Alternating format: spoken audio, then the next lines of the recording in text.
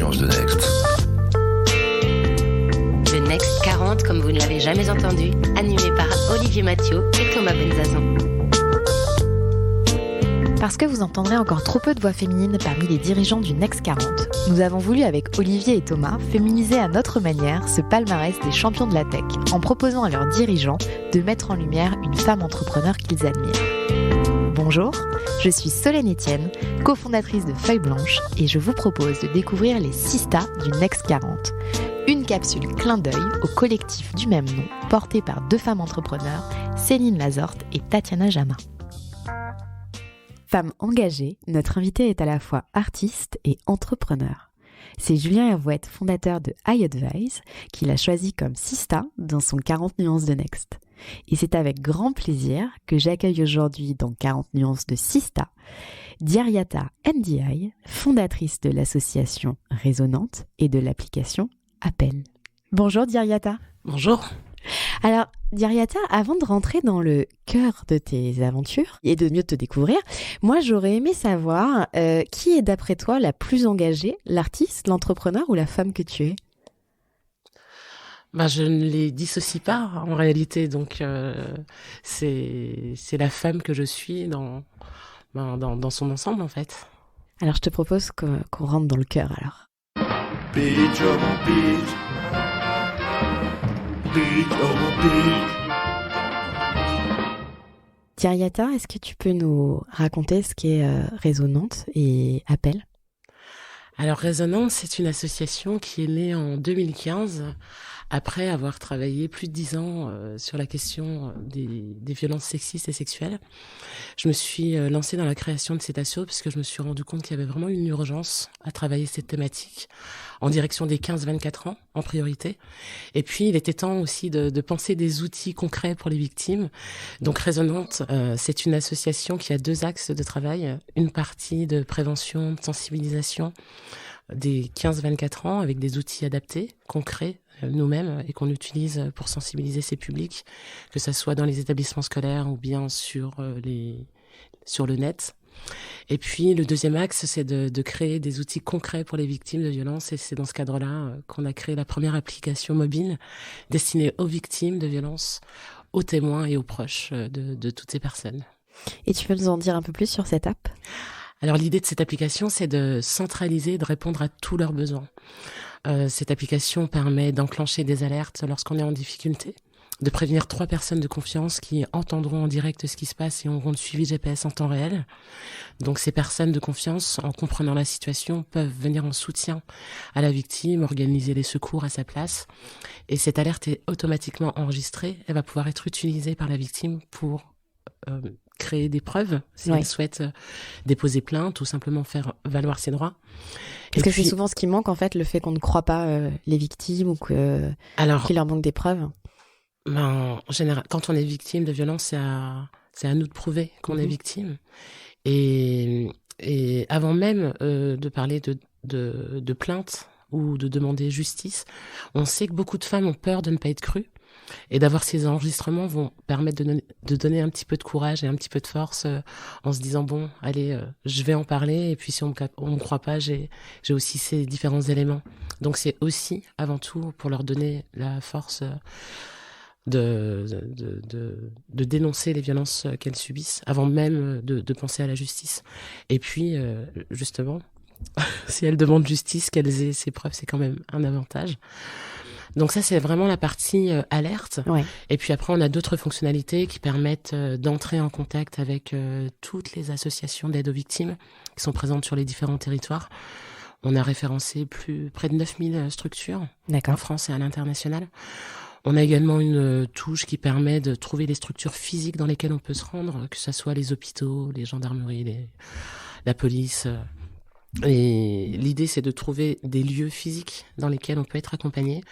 Et puis, on a toute une partie d'information et de mise en relation directe avec toutes les plateformes, que ce soit des plateformes de chat pour échanger avec des personnes formées ou des professionnels. Enfin, vraiment, l'idée, c'était de centraliser tout ce qui pouvait leur être utile et de les mettre dans une application pour que ça soit simple, pour faciliter toutes leurs démarches et faciliter également toutes les démarches de toutes les personnes qui souhaitent agir en soutien à ces personnes et qui ne savent pas trop par quel chemin le faire. Et justement, la période qu'on a vécue il y a bientôt 1 an, du confinement, l'app était déjà sortie et en ligne. J'imagine qu'elle a pu aider.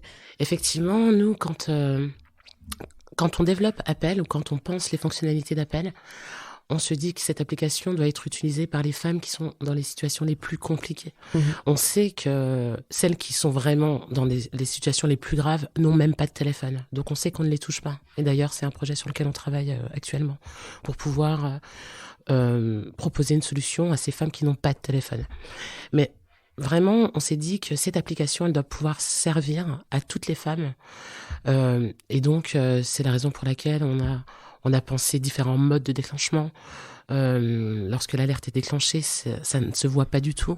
Et effectivement, pendant le confinement, on sait que les violences ont augmenté parce que dans toutes les situations de crise, les violences augmentent. Oui. Et là, c'est vrai que c'est une période qui est assez stressante pour plein de raisons. Parce qu'il y a cette incertitude, parce que la crise sanitaire fait peur. Il y a beaucoup d'instabilité aussi. Les personnes ne savent pas si elles vont garder leur boulot ou pas. Enfin bref, il y a les tensions qui existaient déjà sont exacerbées, mais il y a aussi des foyers dans lesquels il n'y avait pas de violence, mais ce confinement, que ça soit la proximité ou le fait d'être enfermés ensemble avec ce stress, a créé de nouvelles situations de violence. Bref, pour faire simple, pendant le confinement, les femmes ont quand même pu utiliser cette appli. C'était plus facile d'utiliser Appel que d'appeler directement la police. Et donc, effectivement, on a vu une augmentation de l'utilisation de cette app. Et en réalité, on peut se dire, nous, on trouve que c'est plutôt une bonne nouvelle. Parce que de toute façon, on sait que ces violences existent. Donc, de se dire qu'il y a eu une augmentation de cette utilisation, ça sous-entend qu'il y a beaucoup de personnes qui ont pu appeler à l'aide ou trouver des solutions grâce à cet outil pendant cette période. Et c'est quoi le rôle des pouvoirs publics ?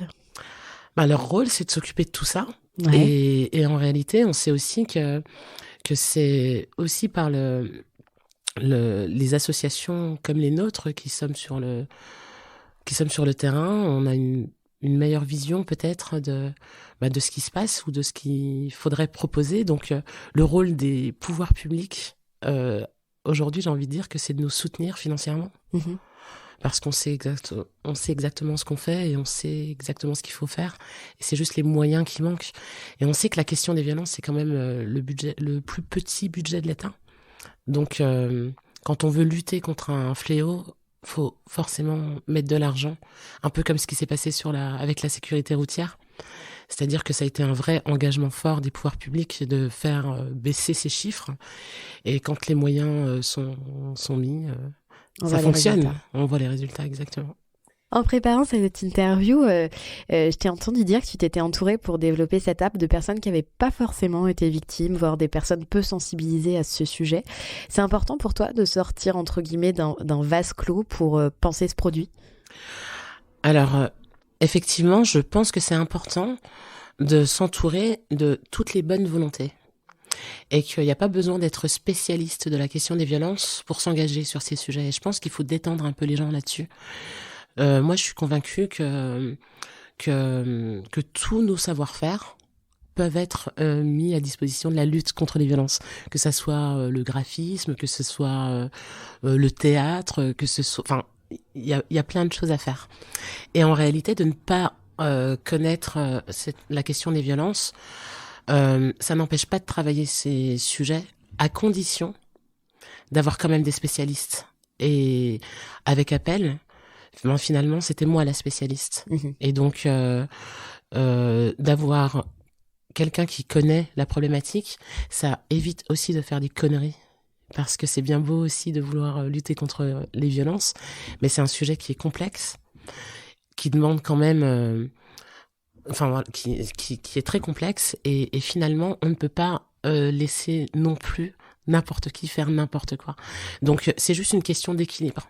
C'est-à-dire qu'on peut effectivement travailler avec des personnes qui n'y connaissent rien à condition d'avoir ce garde-fou qui est il faut au moins un ou une spécialiste. Et toi d'ailleurs tu t'es formée auprès aussi de spécialistes et de médecins sur ce sujet ? Effectivement, moi je me suis formée sur le terrain. En réalité, ça fait pas très longtemps que j'assume le fait d'être spécialiste. Oui. Parce que pour moi, et comme pour beaucoup de personnes, faut qu'il y ait un diplôme qui le dise, que tu es spécialiste de quelque chose. Et ça fait pas très longtemps que j'assume ce mot. Parce qu'en réalité, mon expérience de terrain et toutes les personnes qui m'ont appris, qui m'ont corrigé, qui m'ont accompagné sur ces thématiques, que ça soit, généralement je l'appelle le duc du 9-3, c'est Ernestine Renet, c'est quand même la référence en France, une des références en France sur la question des violences. Moi, c'est elle qui m'a pris sous son aile et qui m'a formée. Et c'est vrai que rien que d'avoir eu la chance de la côtoyer, de travailler avec elle pendant toutes ces années, effectivement, je pouvais pas avoir une meilleure formation. J'ai également travaillé avec Muriel Salmona, qui est elle aussi, qui est psychiatre, spécialiste de la mémoire traumatique. Et c'est la numéro 1 en France. Et je côtoyais, j'ai travaillé et j'ai été formée par toutes ces personnes sur le terrain. Et je me dis, je réalisais même pas en fait à quel point j'étais spécialiste.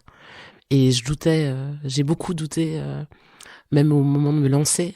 Je me disais que c'était pas à moi de faire ça, parce que il y a des personnes qui sont elles justement diplômées, spécialistes, professionnelles, et qui ne sont pas artistes engagés sur la question des violences. Mais enfin bref. Et ça a été quoi le déclic alors ? Bah, j'ai pas trop eu le choix, en réalité. Moi, je l'ai vraiment, c'est-à-dire quand j'ai fondé Résonante et que j'ai créé cette application Appel, parce que c'est vraiment, tout est né en même temps. Oui. Je n'ai pas eu le choix, j'en avais marre d'attendre. Et il y avait vraiment cette urgence et je me suis dit, je peux pas continuer à travailler, avec toutes ces choses qui, moi aussi, me manquent pour être encore plus efficace dans mon travail. Oui. C'est-à-dire que ça faisait déjà 10 ans, comme je le disais, que je travaillais sur la question des violences et que j'allais sensibiliser les jeunes sur le terrain. Et je me suis dit, mais j'ai pas le temps déjà d'aller faire tous les collèges et tous les lycées de France. Mon spectacle, une fois que c'est un spectacle vivant, donc une fois qu'il est terminé, ben c'est terminé. Alors même s'il y a l'album, il y a cette possibilité d'écouter les chansons, ben c'est pas pareil. Et je me suis dit, mais il faut transformer, il faut toucher un maximum de monde. Et puis surtout, tous les conseils et tous les échanges que j'ai avec le public, toutes les informations que je leur donne.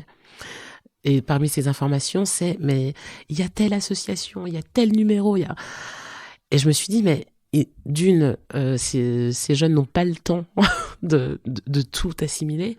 Et puis, ils vont jamais retenir toutes ces infos. Donc, déjà, faut les retrouver. Et avec Résonante, par exemple, en 2015, la première chose qu'on a mis en ligne, c'est un site internet destiné aux jeunes sur la question des violences. Et on se dit, c'était 2015. Enfin, c'est complètement fou, ça n'existait pas. Et le fait de faire un beau site clair, visuel, pas glauque, parce que c'est super important. On est sur un sujet qui fait flipper déjà.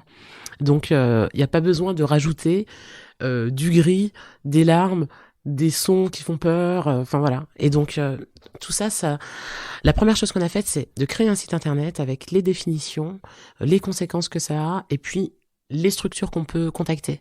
Et c'était déjà, je n'avais pas cet outil et c'était important de l'avoir. Et puis très rapidement, tu te dis, c'est bien beau d'être sur Internet, mais si tu veux être avec les gens, ben il faut que tu sois vraiment dans leur poche, quoi, tant qu'à faire.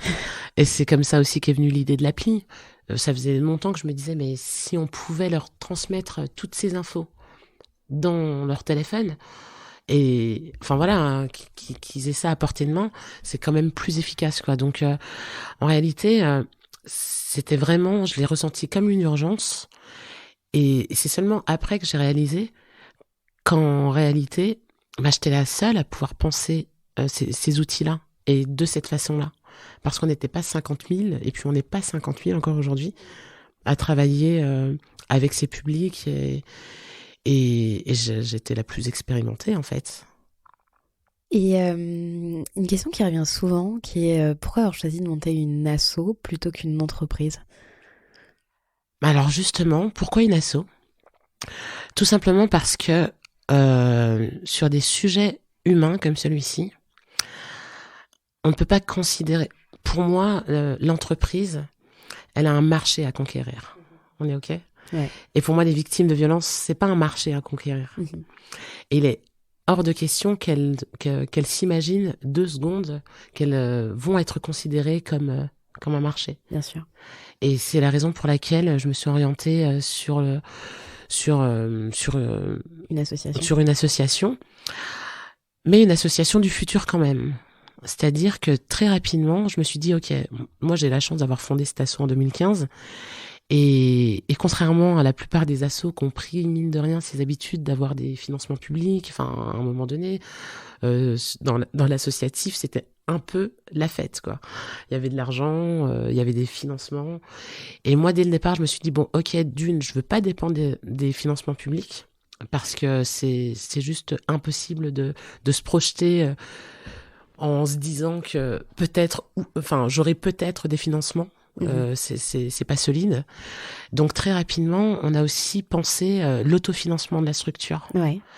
Et en réalité, on peut aussi, en ayant une structure associative, penser autofinancement et penser prestation, mais il faut juste savoir s'adresser au bon portefeuille, j'ai envie de dire.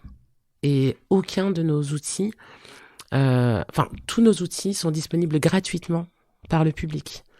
À aucun moment, que ça soit nos actions de sensibilisation ou l'application Appel, à aucun moment c'est payant pour les victimes de violences. Justement, tout à l'heure, tu me demandais quel est le rôle des pouvoirs publics. Le rôle des pouvoirs publics, c'est de financer toute notre activité, en fait. Et c'est ce qui se passe aujourd'hui ? Et c'est ce qui se passe aujourd'hui. D'accord. Et c'est ce qu'on travaille, c'est ce qu'on a construit petit à petit, et c'est cool.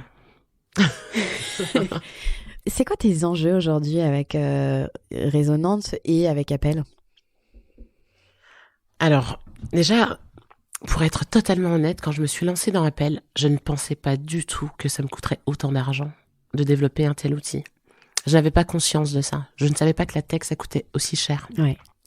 Quand je parle quand je dis que la tech, ça coûte cher, je parle des devs, voilà, ça coûte cher. Ouais. Donc, il faut que ce soit compatible sur les différents, comment on appelle ça, devices aussi. Ouais, c'est ça. C'est ça. Et d'ailleurs, pendant très longtemps, on n'était pas sur iPhone, tout simplement parce qu'on n'avait pas trouvé le chemin qui permettait aux personnes qui avaient un iPhone de bénéficier de l'application gratuitement. Ouais. Donc, on a préféré ne pas être présent plutôt que de proposer une application gratuite. On a trouvé le chemin, donc c'est cool. Mais nos enjeux aujourd'hui, c'est de poursuivre notre développement, parce que mine de rien, notre développement, il est international. Ouais. Vous êtes où aujourd'hui ? Donc on est dans 13... Alors, on peut utiliser Appel partout dans le monde, hein, toutes les fonctionnalités fonctionnent. Mais quand je dis qu'on est présent dans 13 pays, c'est qu'on a des partenariats spécifiques avec des associations sur place, des relais. Exactement, soit les pouvoirs publics, soit des ONG, soit des associations de référence dans ces différents pays. Donc on est aux États-Unis, au Canada, dans toute l'Europe, au Sénégal, en Tunisie. Et donc il faut qu'on poursuive ce développement, tout simplement parce que le service qu'on propose aux Françaises, qu'elles soient en France ou qu'elles soient à l'étranger, il faut que ce service soit aussi efficace. Et quitte à penser un outil pour les femmes victimes de violences, on sait que ce sont les mêmes problématiques, peu importe le pays dans lequel on se trouve. Donc en réalité, quitte à travailler, autant travailler pour toutes les personnes concernées. Donc c'est stabiliser l'équipe de dev, l'équipe autour d'Appel, et puis de faire connaître, de mieux faire connaître cet outil. Ouais. Parce que la communication, c'est aussi un vrai sujet. Faire comprendre aux personnes ce qu'on fait, c'est une vraie c'est quelque chose d'assez compliqué en réalité. Donc de poursuivre notre développement, de stabiliser l'équipe, et puis de faire connaître, de mieux faire connaître Appel. Et aujourd'hui d'ailleurs, tu aurais quelques chiffres à nous donner sur l'association ? Quelques chiffres. Alors aujourd'hui, on est 6. On est 6 et je suis assez fière de ça en fait. même si ça paraît peu, en fait, on est 6 psychopathes qui travaillons pour 30.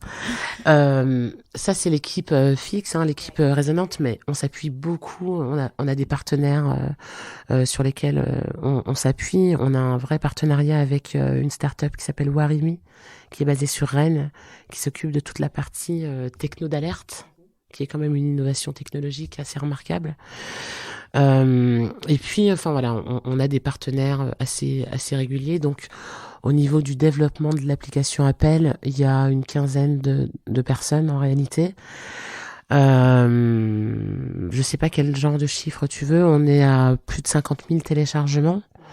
Alors, c'est pas beaucoup quand on connaît la réalité des violences. Donc, mais c'est énorme pour une appli comme ça, malgré tout. Et en termes de financement? En termes de financement, on est aux alentours. L'année dernière, on était sur un peu moins de 400K. Donc voilà, mais c'est un peu traître de partir là-dessus parce que ce sont des financements qui peuvent vraiment varier. C'est-à-dire que ce sont des financements par projet. Dans Résonante, il y a différents projets et effectivement, la plupart des financements qu'on arrive à obtenir, et quand je parle de financement, c'est les concours qu'on remporte à droite, à gauche, les fondations qui nous soutiennent. Enfin voilà, ça c'est assez variable, quoi, mais on était aux alentours de 400K. Et d'ailleurs, le plus beau concours que tu as gagné?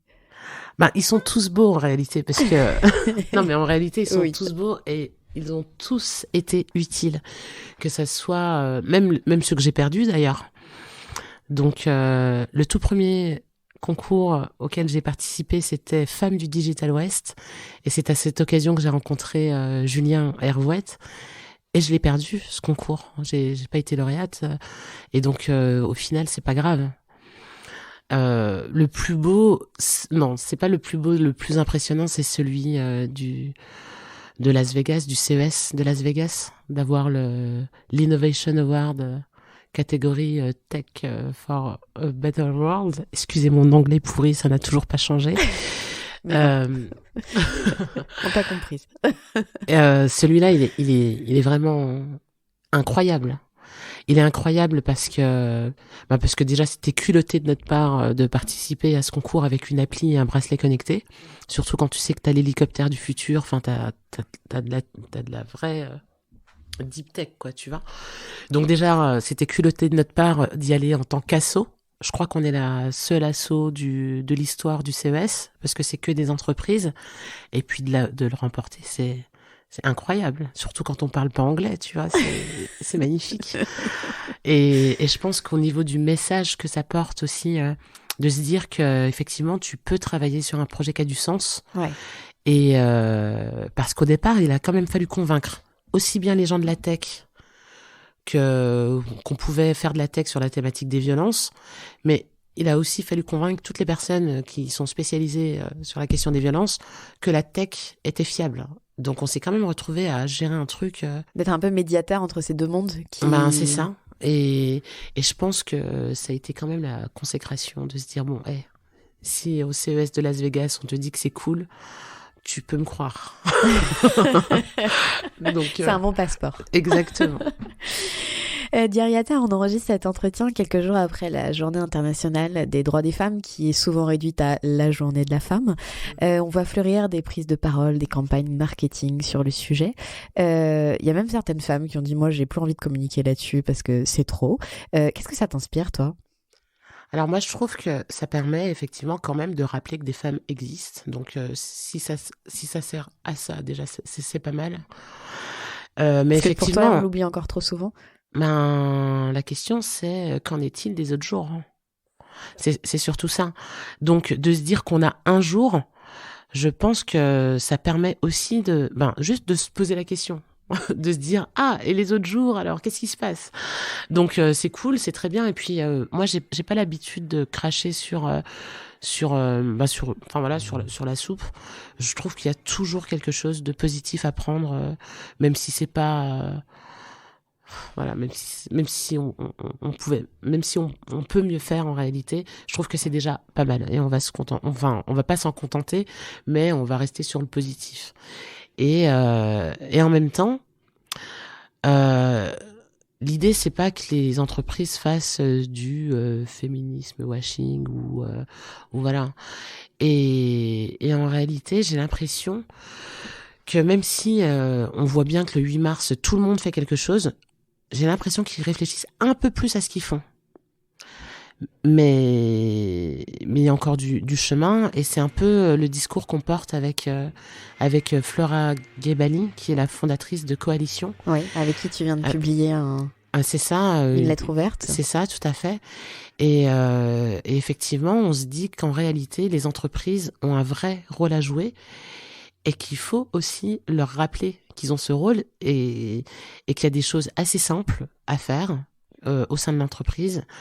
Ouais, parce que tu donnais justement ces chiffres assez vertigineux de 225 000 femmes victimes de violences conjugales chaque année, et près de 15% de femmes sont victimes de violences sexuelles au cours de leur vie, et que même si la plupart du temps c'est dans la sphère privée, l'entreprise a un rôle à jouer. Bah bien sûr, parce que ces femmes, elles sont dans la société, donc elles travaillent.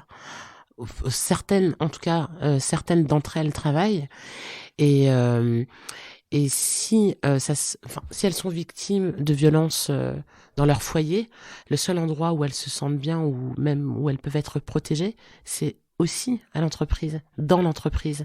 Le fait qu'une entreprise puisse proposer une mutation, un logement 1% patronal, c'est des choses qui facilitent vraiment la vie des femmes. Et en dehors de ça, les personnes qui sont dans les entreprises sont les personnes de la société civile. Donc ce sont des gens qu'il faut sensibiliser aussi à ces sujets, tout simplement en tant que personne, en tant qu'adulte, mais aussi en tant que parent. Et on sait que les entreprises cherchent, doivent proposer des formations, des sensi sur différentes thématiques. Et c'est aussi leur responsabilité de le faire, en tout cas. Et vous, de vous êtes appelé sensibiliser sur ce sujet-là par les entreprises aussi? Alors, là, comme je disais, une femme comme Flora Gebali, ouais. Elle, son job, c'est d'échanger avec ces entreprises, de leur faire prendre conscience qu'elles ont des choses à faire sur ces sujets, parce que c'est pas une question de mauvaise volonté, c'est qu'il y a certaines de ces entreprises qui ont envie de faire, mais qui ne savent juste pas par quelle boule prendre, ou qui ne savent pas comment s'y prendre pour pas heurter, les salariés. Elles ont juste, certaines d'entre elles ont besoin d'être convaincues qu'elles doivent agir, et d'autres ont juste besoin de savoir comment faire. Et je pense que c'est important de les accompagner aussi dans ces démarches, de faire du conseil, et puis de proposer aussi des choses qui correspondent à la culture de l'entreprise. Et quand on leur propose, par exemple, une sensi par le biais d'un spectacle, c'est quand même plus cool que de regarder un film qui fait peur, tu vois. Donc voilà, moi j'ai envie de dire aussi, c'est aussi aux assos de réfléchir et de trouver d'autres modes d'action ou d'autres dispositifs à proposer que des choses classiques qui font peur. Et j'insiste vraiment là-dessus, parce que je sais que ça fait peur. C'est un sujet qui fait peur. Sauf que j'ai envie de dire que c'est un sujet désagréable comme les autres. Et qu'il faut le traiter. Et pas fermer les yeux. C'est ça. Tu sais, Diriata, comme dans chaque 40 nuances de Nex, notre invité a toujours une question pour sa sista. Ok. Et donc, c'est le moment de la question de Julien. Vous avez un message. Alors, Diata, je crois que tu as réussi à cocher beaucoup des cases qui te semblaient inaccessibles. Le financement, les fonds trouvés auprès des fondations de Facebook, ce titre de chevalière de l'ordre du mérite, ce prix au CES, l'accès aux instances ministérielles.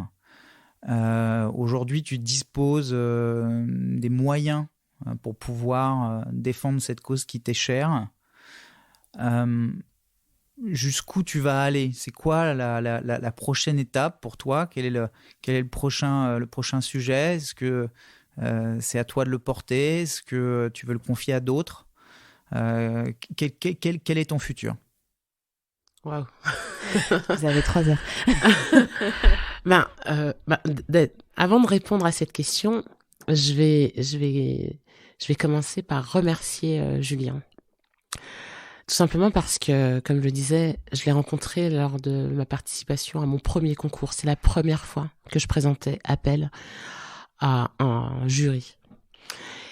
Et je me rappelle de mon pitch, j'ai pas été très bonne, quoi. Enfin, c'est pas que j'ai pas été bonne, c'est que je ne savais pas comment on faisait un pitch. J'y suis allée et j'ai fait comme d'habitude, j'ai parlé avec mon cœur. Et je me souviens d'ailleurs un truc qui m'a un peu choquée. Enfin, quand j'y pense, enfin bref, ça me fait rire. Je me dis mais franchement, j'aurais pu quand même me préparer un peu.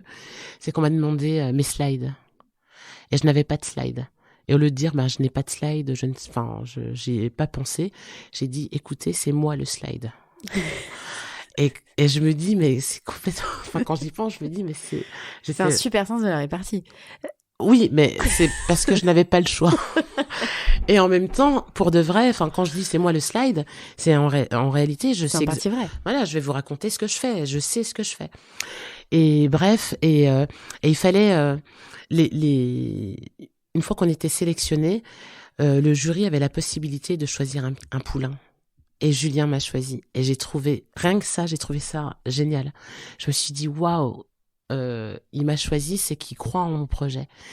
Et ça, c'est super important d'avoir des gens qui te rassurent sur le fait que t'as raison. Donc, ça a été le premier à me dire que j'avais raison et que mon projet tenait la route, quoi. Et ça, c'est important. Donc, pour revenir sur ça, donc je le remercie pour ça. Et depuis, concrètement, j'ai à peu près... Enfin voilà, je sais que je peux compter sur lui dès que j'ai la moindre question. Et c'est surtout mon coach, quoi. C'est-à-dire que dès que j'ai un problème, et je crois que ça arrive généralement en fin d'année, je vais le voir, je vais dire « Julien, j'ai un problème. » voilà ce que j'ai, voilà ce que je pense faire, qu'est-ce que tu me conseilles? Et généralement, il vise juste... Et ça, c'est vraiment précieux d'avoir un Julien dans sa vie, dans sa vie d'entrepreneuse en tout cas. Où je vais, je n'en sais rien. C'est-à-dire que mine de rien, c'est un peu à l'image de tout mon parcours, c'est que je n'ai pas de plan. Je n'ai pas de plan. Je fais plein de choses différentes, mais qui ont un lien avec la question des violences, et arrive un moment où je me rends compte qu'il y a une autre porte à ouvrir. Mais j'y peux rien, c'est pas moi qui veux ça, c'est la thématique qui veut ça. Il y a tellement de choses à faire, il y a tellement de choses qui ne vont pas que je me retrouve devant des portes et je me dis vu que il y a un mur là, enfin la porte est même fermée, il faut trouver une solution. Et c'est un peu c'est le fonctionnement de Résonante, c'est-à-dire on ne propose pas et puis après on cherche s'il y avait un besoin, c'est qu'on se retrouve face à des besoins et on pense des solutions. Donc je n'en sais rien, je sais pas où on va, mais on verra bien. On verra bien. Là, on travaille sur un projet je sais pas où il nous embarque, mais en tout cas, on travaille sur un objet un objet d'alerte totalement autonome, un objet connecté. Tout simplement parce qu'on s'est rendu compte que appel c'est bien, mais il faut quand même avoir un téléphone. Et quand tu n'as pas de téléphone, tu fais comment? Et en réalité, il y a beaucoup de femmes ou beaucoup de victimes de violences qui n'ont pas de téléphone. Et ça, je m'en étais pas rendu compte avant. Je ne le savais pas. Et c'est bien parce qu'on est confronté à cette problématique qu'on pense une solution et on verra bien si on trouve une réponse à cette problématique. En réalité, moi, dès que je pourrais mettre tout ça entre les mains de quelqu'un d'autre, je le ferai. Parce qu'à la base, comme on le dit, moi je suis artiste engagée sur ces sujets, ok. Et moi, si je pouvais retourner écrire des chansons et faire des spectacles, ça serait cool. Et en même temps, je le porte parce que, comme je le disais, je le vis un peu comme une responsabilité. Et aujourd'hui, j'y trouve du plaisir, mais au début, c'était vraiment, je faisais il y a plein de choses que j'ai faites qui ont été très compliquées pour moi. Mais je les ai faites parce que je n'avais pas le choix. Ouais. Parce que je me disais, de toute façon, c'est soit je le fais, soit a priori personne ne va le faire. Et ce que j'ai aussi réalisé, c'est que j'ai aussi une façon de faire qui est différente. Et je pense que c'est aussi important de ne pas avoir été formaté ou de ne pas avoir été formé à l'entrepreneuriat, parce que t'es obligé de faire à ta sauce. Et finalement, c'est quand même pas mal de faire à sa sauce. Et je pense que c'est aussi pour ça qu'aujourd'hui, ça me plaît parce que je me sens libre de mener ces projets Qui te ressemble. qui me ressemblent et pas comme je pensais qu'ils devaient être faits ou comme on me disait de faire.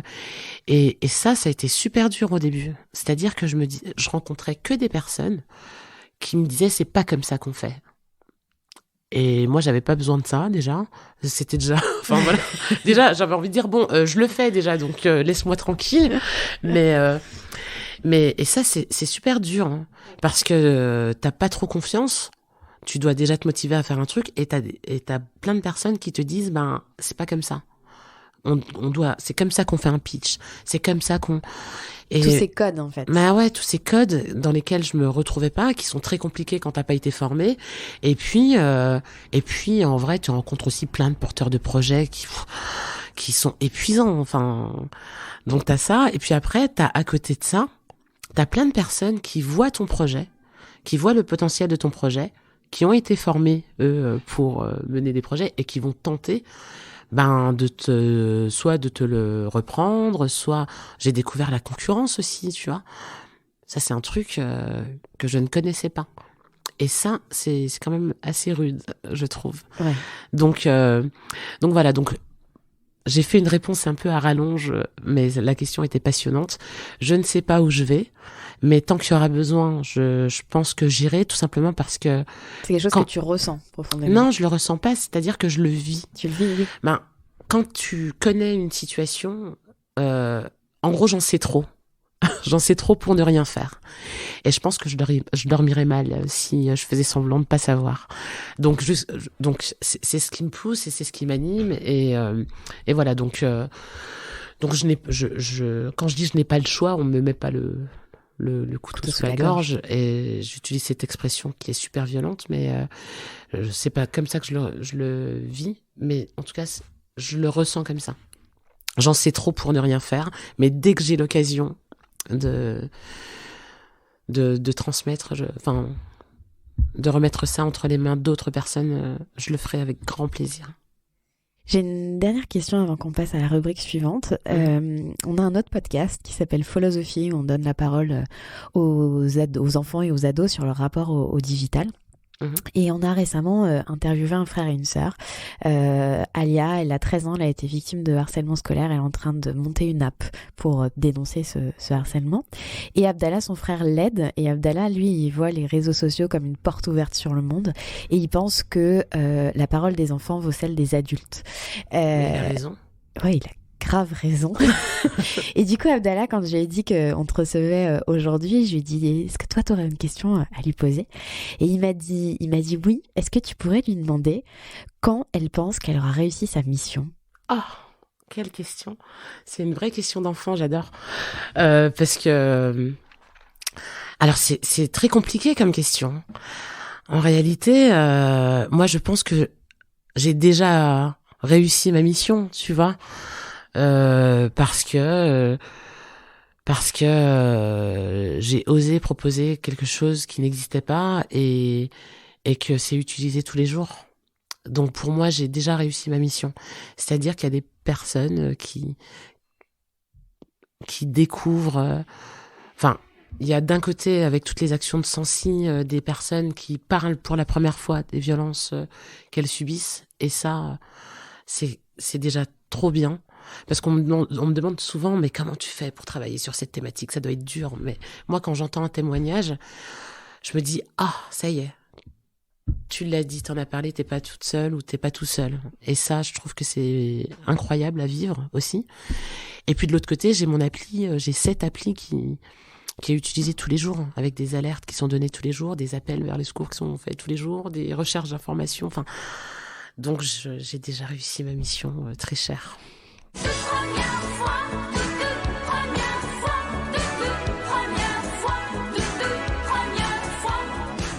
Alors, toute première fois, ça va être drôle.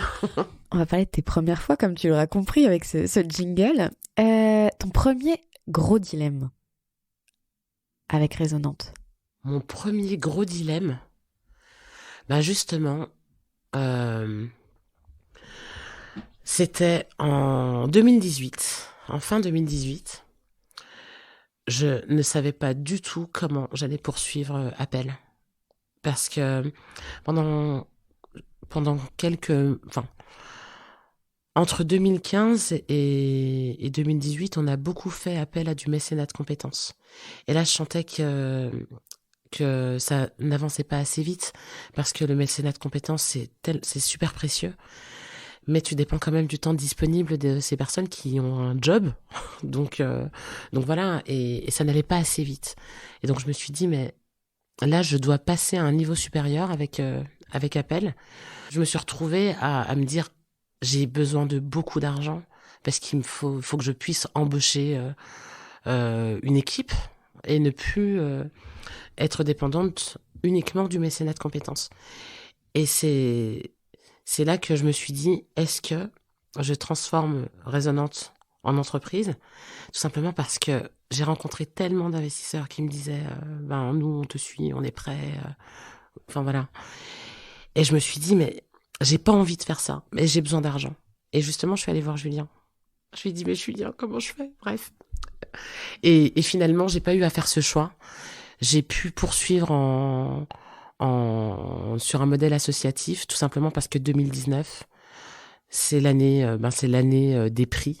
Ouais. On a eu en janvier le CES, on a eu la Fondation La France s'engage, on a eu le soutien de la Fondation des femmes, et en fait, l'argent est arrivé sans que je sois obligée de passer en entreprise. Et je sais que le chemin aurait été plus facile. Ouais. Parce que je sais que je trouve des investisseurs en claquant des doigts. C'est terrible de dire ça, mais je le sais. Mais je n'avais pas envie. Donc ça a été mon premier gros dilemme. Et la première fois que tu as entendu un de tes enfants parler de ce que tu faisais? Alors la première fois que j'ai entendu, c'était ma fille qui tentait d'expliquer ce que je faisais à sa copine.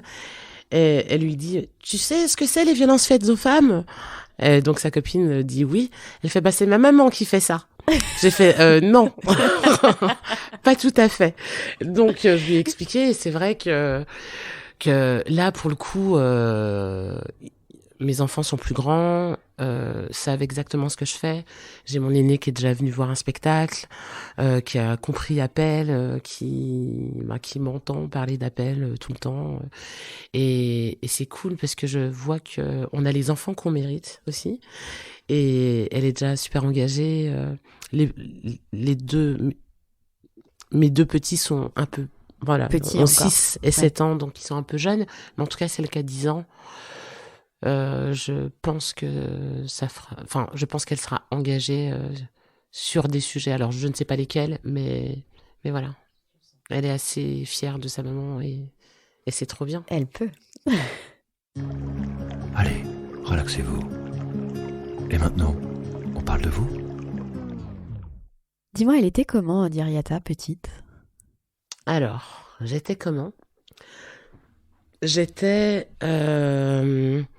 rêveuse, vraiment. Et alors, il y a plein de souvenirs que je n'ai pas. Tu vois, je pense que c'est pas pour rien. Mais les souvenirs que j'ai, c'est j'ai toujours voulu me rendre utile. J'ai toujours été au service des autres. Et tu vois, un truc qui est assez fou que je réalise maintenant, c'est que je me dirigeais très facilement et plus facilement vers toutes les personnes qui étaient isolées ou qui étaient différentes. Tu vois, et ça, je me dis, c'était, déjà petite. Il y avait ce signe. Il y avait ça, ouais, il y avait ce signe-là. J'aimais pas voir quelqu'un seul. Et donc, concrètement, je faisais des bandes avec toutes les personnes qui étaient seules, tu vois. Parce que je trouvais ça tellement nul. Et j'avais une copine en fauteuil roulant, enfin, tu vois. Et je me dis, en réalité, j'ai toujours aimé être au service des gens et j'ai cette sensation-là. Après, j'ai grandi avec mes frères et sœurs. C'était dans une famille nombreuse, donc ça t'oblige aussi à vivre avec du monde. Oui. Donc ça t'oblige à t'adapter, à pas trop prendre de place, parce que tu sais que tu peux pas en prendre trop de toute façon. Et puis voilà, c'est pas mal déjà. C'est pas mal. Ouais. Et tu t'es mise à écrire? Ouais, je me suis mise à écrire à l'âge de 11 ans. Ouais. Mon premier texte, c'était sur les acariens, parce que j'étais allergique et que ça me saoulait. Et donc, j'ai écrit un texte, les acariens, acariâtres, enfin bref, un truc un peu comme ça, débile. Mais ouais, j'ai commencé à écrire à 11 ans et j'ai commencé à les mettre en chanson à 15 ans. Ouais. Quand je suis revenue du Sénégal, et j'avais été mariée de force là-bas, et je pense que j'ai eu besoin de m'exprimer en fait. Parce que c'est vraiment, et c'est complètement fou, parce que vraiment moi je me suis analysée, enfin comme beaucoup de personnes, mais c'est vraiment avec le recul que je vois, que je comprends mieux ce que j'ai fait. Et j'ai commencé à 15 ans, c'était à mon retour du Sénégal qu'il y a eu cette envie de m'exprimer quoi. Mais enfin, pas de m'exprimer, mais d'assumer ce que j'écrivais.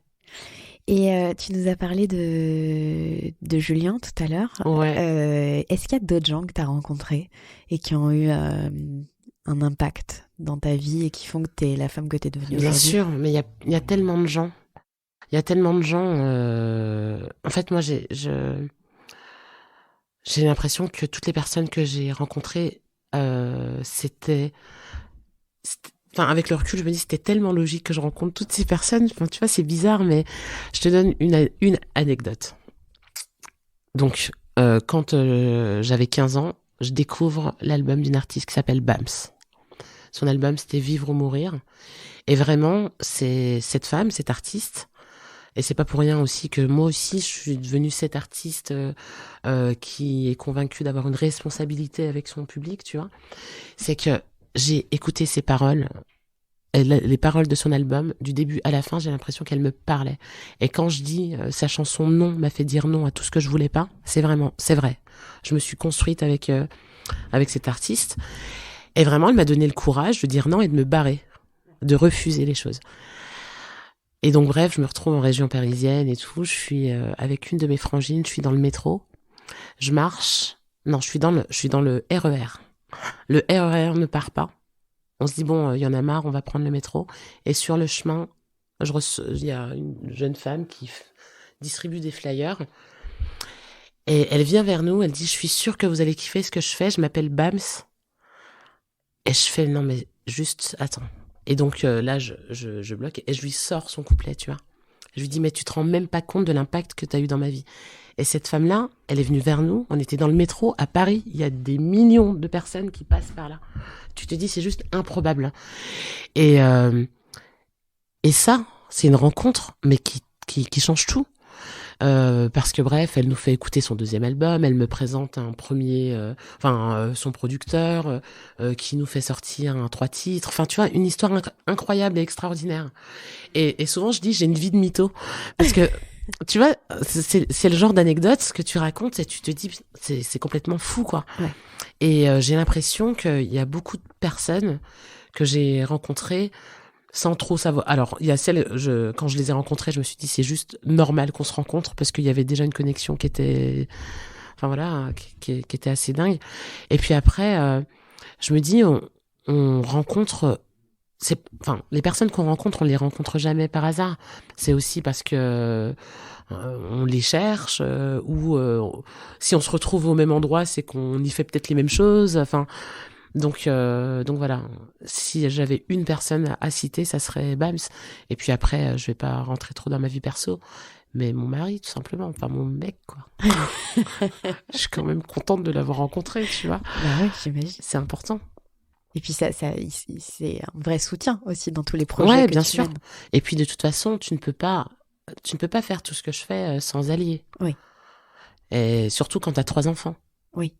Donc D'ailleurs, comment tu fais pour te ressourcer et te prendre de l'énergie? J'écoute Booba. Non, mais je l'assume. Non, mais je suis désolée. Mais j'écoute... non, mais vraiment, ça passe par la musique, beaucoup. Ouais. Et vraiment... Tu composes toujours? Ouais, j'écris toujours. J'essaye, je crée. Après, je partage pas toujours, ouais. Mais moi, c'est une façon de me faire du bien. Bien sûr. Et vraiment, l'énergie que j'ai, elle vient il Il y a plein de personnes qui m'inspirent. Et tu vois, que ça soit les personnes qui réussissent dans les domaines dans lesquels elles se lancent, mais moi, ça me donne une énergie folle. Et vraiment, je respecte le travail, tu vois. Je respecte la capacité de travail des personnes et tout. Et je te jure que il y a plein de personnes qui ne savent même pas pourquoi elles m'inspirent, mais moi, ça me suffit de ce qu'elles représentent pour moi ou ce qu'elles font dans leur domaine ou enfin voilà, qui me parlent et ça me motive et ça m'inspire et voilà. Et puis dès que je peux, je vais en thalasso quand même parce que ça fait du bien. Puis t'as tout ça à portée de chez toi en plus, donc c'est ça. simple. Bah ouais. Ce serait dommage s'en priver. C'est ça. C'est ça. Et puis, je pense aussi que ce qui est important, c'est d'essayer quand même si c'est dur, c'est d'essayer de faire des coupures. Ouais. Et puis enfin voilà, moi, comme je enfants, disais, j'ai 3 enfants, quoi. Enfin, voilà. j'ai 3 enfants de 6, 7 et 10 ans et ils sont dans un monde, tu vois, ils sont dans un monde parallèle quand même, les enfants. Et donc, ça te permet aussi de te ressourcer et puis de savoir pourquoi tu bosses et voilà. Donc, toutes ces choses-là, ça aide. Participe à la ressource. C'est ça. Waouh! J'ai parlé de Booba et de Thalasso c'est n'importe quoi.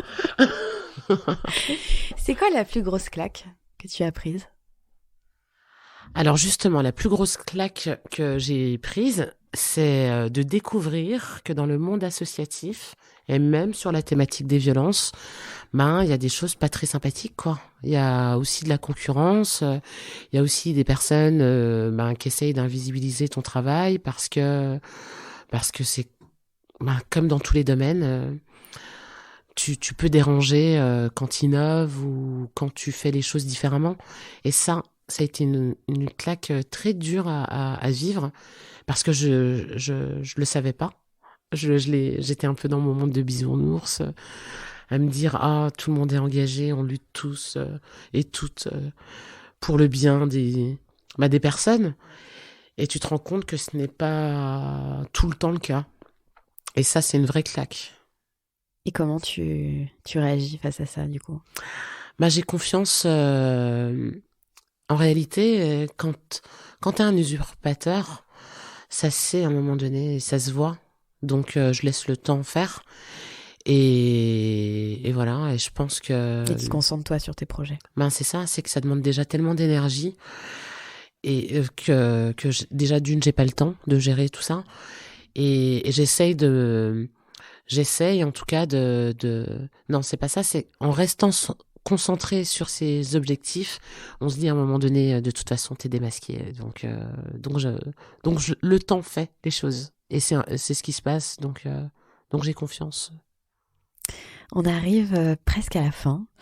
Quelle est la question qu'on te pose tout le temps et qui à force t'agace? Alors, c'est pas trop une question, mais non, moi, il y a un truc qui m'énerve vraiment, que je dénonce à ce micro.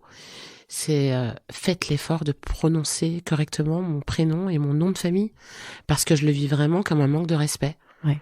Je me dis, les prénoms russes, c'est compliqué, mais généralement, vous faites l'effort. Donc, lisez les lettres, toutes les lettres et toutes les syllabes, et ça va bien se passer, quoi. Parce que c'est aussi une façon de te faire comprendre ou de te faire savoir que ton prénom n'est pas habituel et qu'on n'a pas l'habitude de prononcer ce genre de prénom. Et ça commence sérieusement à m'agacer. Le message est passé. Et la question qu'on te pose jamais, c'est tant mieux. Est-ce que je peux compléter la question d'avant ? Oui, t'as le droit. Alors, toutes les autres questions qui m'agacent vraiment, c'est qu'on me demande, moi, de témoigner, de raconter mon histoire. Et ça, j'ai envie de dire, on s'en fiche. Je fais tellement de choses qu'il y a assez de choses à raconter, il y a assez de choses à dire. Donc, en gros, arrêtez d'être curieux, parce que vous n'êtes pas aussi curieux avec tout le monde. Donc voilà. Donc, je complète. Très bien. Et la question qu'on me pose jamais... et c'est tant mieux. Hein. Et c'est tant mieux. Ah, c'est tant mieux. La question... En gros, un truc que j'aimerais pas dire. Tu sais, il y a pas grand-chose. Hein, non, mais généralement... Enfin, tu vois, Et alors... Enfin, voilà, Et alors, la question qu'on ne te pose jamais, mais que t'aimerais vraiment qu'on te pose et que du coup on va te poser. Ah non, mais attends, c'est compliqué comme question. C'est super compliqué. Attends, je cherche une question. Franchement, là, tu me prends de court. Là, je réfléchis. Je sais pas, j'ai l'impression qu'on va te poser quasiment toutes les questions qui existent. Non, mais peut-être pas, mais... La prochaine fois, tu pourras dire celle-ci, du coup. Non, justement, c'est pas ça. C'est que je passe mon temps à échanger avec des gens. Ouais. Enfin, tu vois, avec les jeunes, avec mes collègues, avec ma famille, enfin, tu vois, et j'ai vraiment l'impression... Enfin, là, tout de suite, je n'ai aucune question à te soumettre. Je suis désolée. C'est pas grave. Parce que, enfin, il n'y a rien qui me vient. Et on arrive là vraiment à la fin de cette émission. Si toi, tu avais dû choisir une sista, tu aurais choisi qui ? Je sais que c'est compliqué. Ah ouais, c'est super compliqué parce que il y a beaucoup de femmes qui font des choses extraordinaires et qui ne sont pas visibles ou pas assez. Je pense à 2 femmes, je peux les citer ? Oui.